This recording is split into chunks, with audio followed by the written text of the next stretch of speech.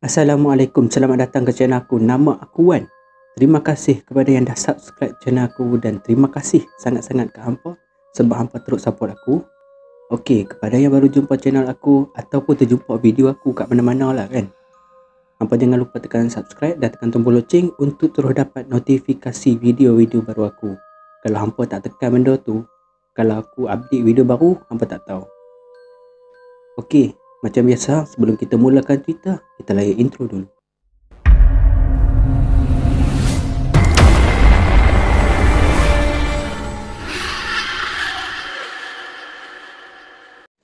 Sebelum aku nak teruskan bercerita, aku nak tanya hampa lah, macam mana keadaan suasana yang aku buat ni? Hampa rasa okey tak? Kalau okey, aku akan teruskan macam ni. Okey, video kali ni aku nak sambung lagi cerita pengalaman di kampung Abah bahagian ketiga.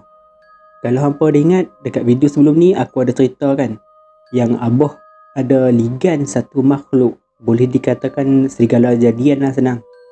Okey, Abah, kawan-kawan Abah, lepas tu abang aku dan kawan-kawan abang aku, mereka ligan makhluk serigala jadian tu sampai kat belakang kan, sampai dekat bilik air yang kat luar tu lah, belakang rumah tu. Bila mereka dah sampai situ, mereka terkejut sebab makhluk tu dia ada atas zinc dinding bilik air. Sebab bilik air tu dinding dia buat daripada zinc tau, zinc bumbung ni lah. Kalau hampa fikir logik, badan berat macam orang dewasa macam kita lah, boleh ke berdiri atas zinc tu? Kalau boleh berdiri pun, dia jadi dua benda lah. Yang pertama, zinc tu kemik ataupun kaki kita terbelah lah kena dengan zinc tu. Disebabkan mereka nampak je makhluk tu berdiri atas tu, semua terkejut. Jadi Pak Hassan cakap dekat semua lah, bertenang. Lah ni kita semua kepung dia. Jadi mereka pun kepung lah keliling bilik air. Bagi apa tandas lah bilik mandi tu kan. Mereka keliling tu. Bila mereka dah keliling tu, mereka dah bajet lah, ni kalau kita dah kepung ni memang dia tak boleh lari dah kan. Siapa sangka makhluk tu lompat tinggi, setinggi satu tingkat setengah rumah. Lebih kurang agak-agak macam 20 meter macam tu lah tinggi dia. Bila makhluk tu dah lompat je tinggi macam tu kan, dia dah lepas lah daripada mereka tu, masuk dalam ladang nenah. Kalau hampa ada ingat, hari tu aku dah cerita ladang nenah tu depan rumah aku. Okey, bila serigala jadian tu lompat je masuk dalam ladang nenah tu, kawan-kawan Abah dan kawan-kawan abang aku, mereka semua kepung pula ladang nenah tu. Jadi bila dah kepung ladang nenah tu apa, mereka memang nak ambush terus lah, nak tangkap serigala jadian tu. Bila dah semakin dekat dengan serigala jadian tu, mereka memang nak tetak lah. Ada yang nak tetak, ada yang nak katak dengan kayu apa kan. Maksud aku pukul. Bila mereka dah fikir rancangan macam tu apa, makhluk serigala jadian ni keluarkan kuku tangan dia kan, memang panjang. Aku rasa lebih kurang dalam 2,5 inci lah kan. Panjang lah dah sebab badan dia pun besar kan. Jadi selepas mereka nampak je serigala tu keluar kuku yang panjang, semua takut lah nak dekat dengan serigala jadian tu. Sebab takut kena rengau, apa orang panggil, cakang. Takut kena cakap dengan serigala jadian tu. Jadi bila dah nampak macam tu, semua takut. Salah seorang kawan Abah aku panggil Abang Damuk tu kan, dia yang berani sikit lah. Disebabkan dia nak serang makhluk tu, dia lari balik pergi dekat rumah aku. Dia pergi dekat depan beranda. Depan beranda tu adalah Abah susun macam perkakas-perkakas nak buat ukiran lah kan, macam ukiran seni-seni ni kan. Abah dia kreatif lah macam barang-barang seni ni. Di situ Abah ada tersimpan satu pisau raut buluh. Dia untuk buang sembilu buluh tu lah. Batang hulu dia tu panjang, aku rasa dalam sekaki setengah. Mata pisau pendek kecil. Aku rasa dalam 1,5 inci, dalam 2 inci macam tu lah. Sebab untuk pegang kita tahan mata je kan. Okey, dia balik, dia ambil pisau raut tu. Lepas tu dia pergi kat kumpulan tu balik, tempat di mana serigala jadian tu kena kepung. Pergi dekat situ, dia terus nak serang lah. Dia terus nak serang makhluk tu. Dia buka silat dah, pergi terus serang. Salah satu serangan yang dia buat terkena dekat dada, dekat dada serigala jadian tu, memanjang, memang panjang, osak terbuka. Dan sedikit dekat otot lengan ni kena darah merambu lah, merecik, lepas tu merambu keluar. Disebabkan dia terasa pedih kena pisau tu, dengan pisau buluh ada dekat situ, dia terus lompat dekat atas pokok rambutan, atas pokok rambutan. Lepas tu dia lompat sekali lagi atas pokok rambutan yang kedua, dia lompat kali ketiga terus atas bumbung rumah orang. Rumah tu kalau hampa ada ingat, aku ada cerita yang rumah 2 tingkat tu. Rumah tu macam rumah pemanjang. Yang satu rumah tu ada macam nyonya duduk dalam tu. Lepas tu satu family aunty dengan uncle duduk kat situ. Tapi 2 keluarga tu dah berpindah lah, duduk dengan keluarga mereka yang lain. Tinggallah yang lelaki bujang tu satu rumah tu. Yang hari tu aku ada cerita dia asyik hilang kunci lah apa kan. Bila asal nak balik je mesti pergi pecah pintu.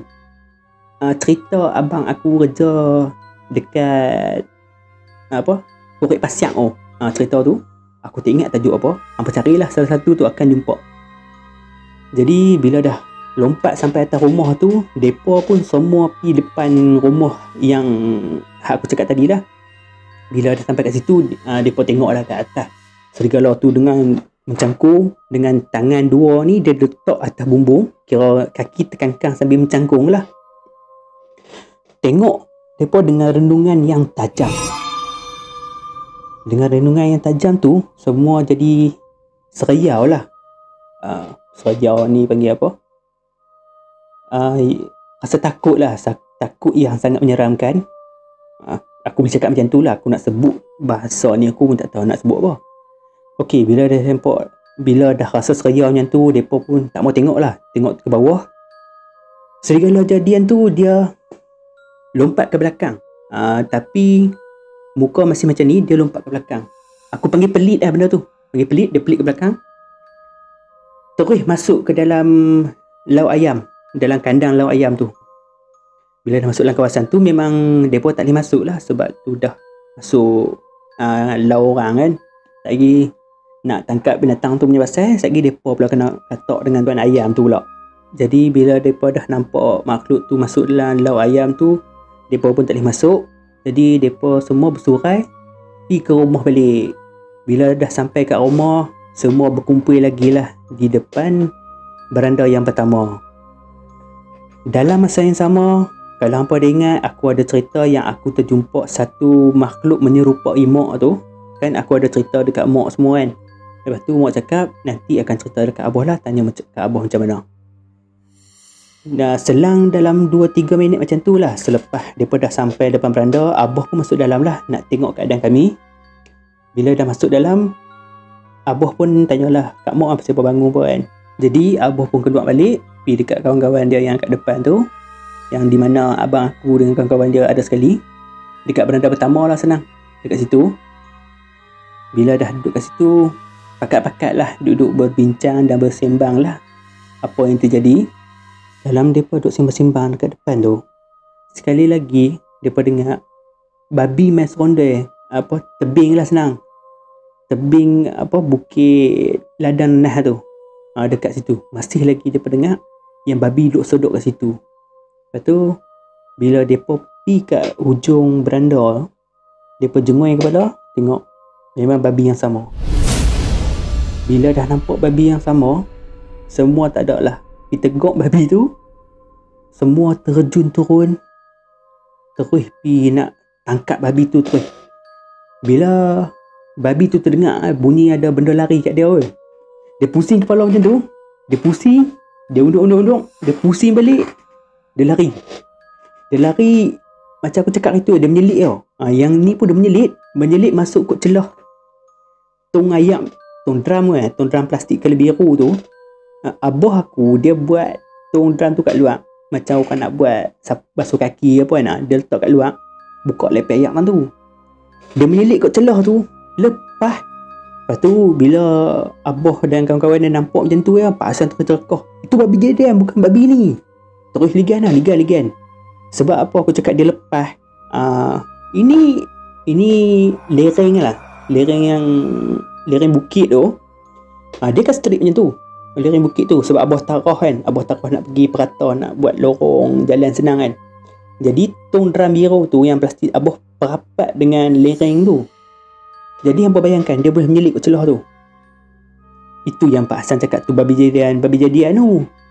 Bila semua dah terdengar macam tu, memang terus ligan sampai kat belakang, sampai dekat pokok getah yang 6 pemeluk yang abang aku nampak halimunan jadian separuh tu, tembus tu.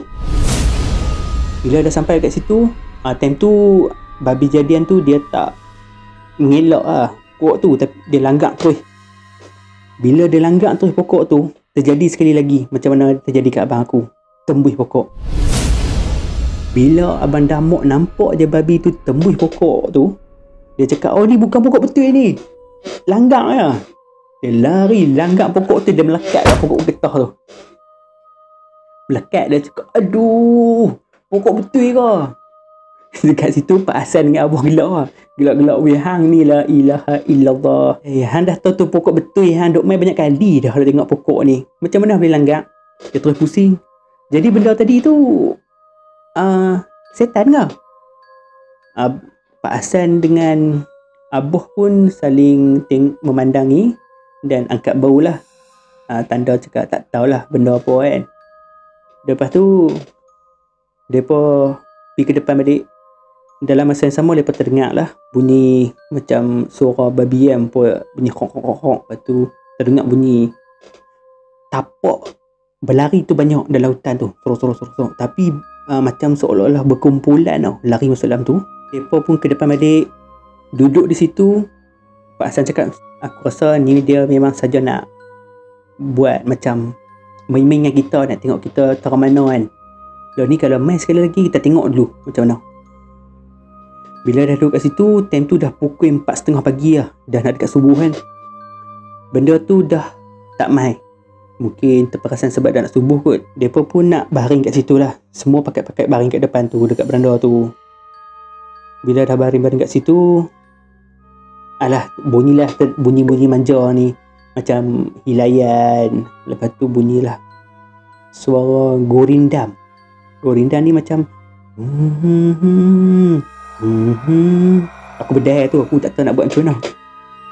Okey, bila dah terdengar gorindam macam tu pun, Abah pun cakap kat Pak Hassan dah, tak apa, biar saja nak mencak-cak kot.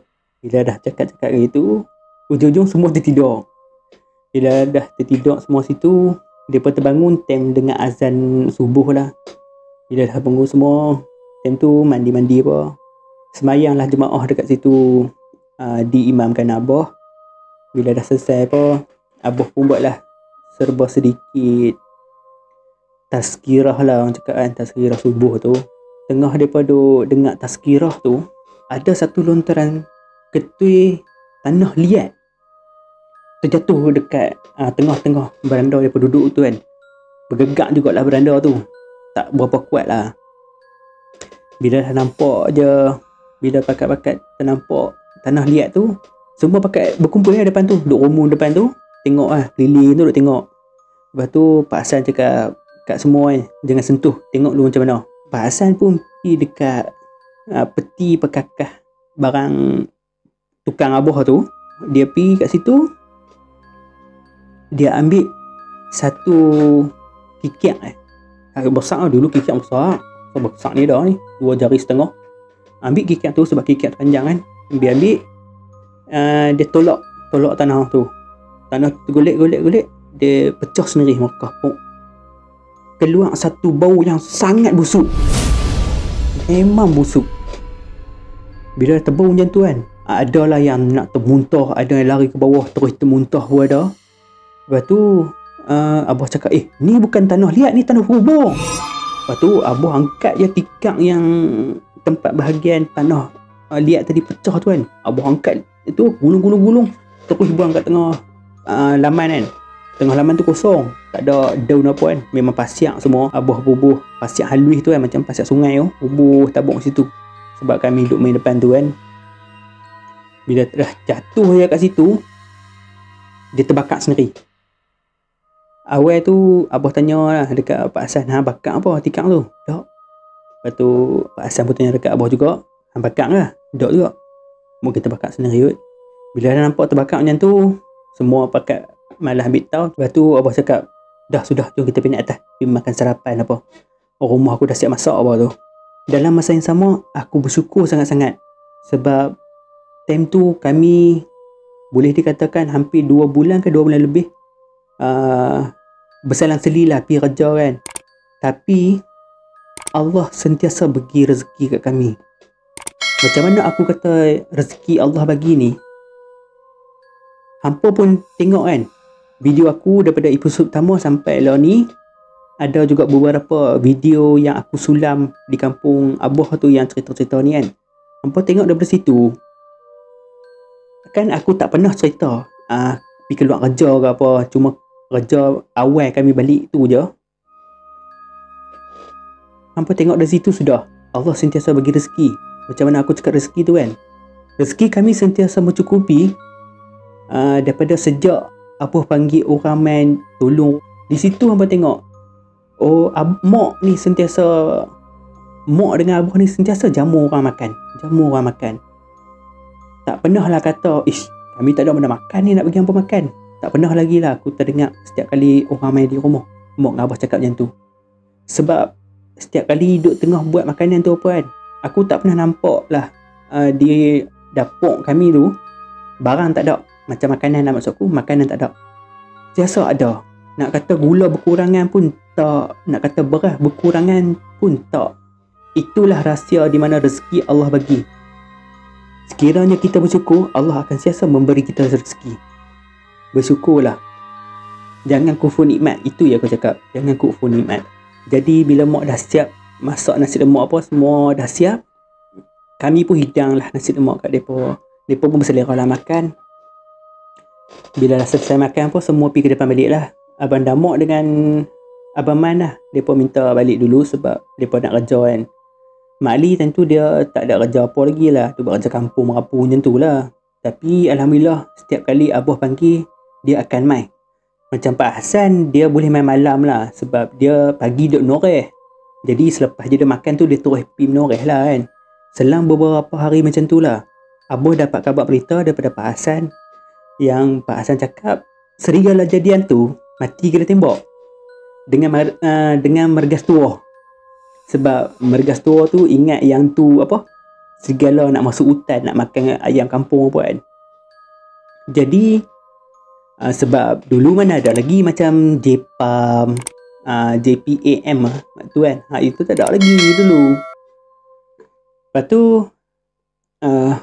tu Abah cakap Alhamdulillah selesai juga kes serigala jadian ni kan. Lepas tu Abah pun tanya lah siapa yang jadi serigala jadian tu. Lepas tu Pak Hassan cakap, orang kampung selang 2 kampung daripada kita ni, belah atas tu. Lepas tu Abah cakap, oh tak apalah, yang penting semua dah selesai lah. Tapi terdapat satu kes baru, iaitu kes orang minyak. Okey, kes orang minyak ni nanti aku akan cerita pada episod 4 InsyaAllah, kalau tak ada apa-apa halangan. Abah pun naklah cari raja balik kan, sementara nak dapat kontrak lain, kontrak di Parit Buntang. Kalau hampa ada ingat, hari tu kami ada dapat satu kontrak potong kotak tu kan di Parit Buntang.